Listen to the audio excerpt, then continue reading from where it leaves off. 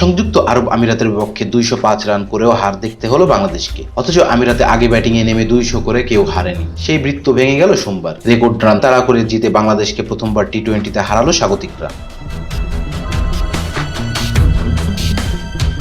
শারজায় দ্বিতীয় ম্যাচ হারার পর হতাশা লুকাননি অধিনায়ক লিটন দাস। ম্যাচ শেষে লিটন বলেন, যে কোনো হার মেনে নেওয়া কঠিন, কিন্তু এই উইকেটে ভালো ব্যাটিং করেছি। উইকেট ছিল খুব ভালো। যখন তারা ব্যাটিং করেছিল তখন শিশির তাদের অনুকূলে ছিল। ফিল্ডিং ও মাঝের ওভারে আমাদের কিছু মিস ছিল। পরিকল্পনায় ঘাটতি ছিল, স্বীকার করলেন তিনি।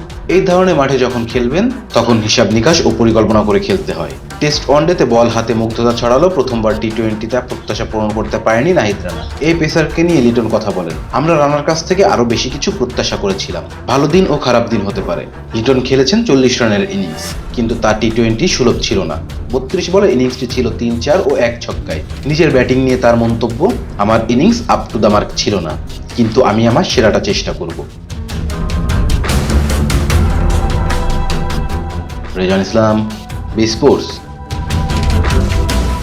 Please subscribe our channel to get more information about Cricket World.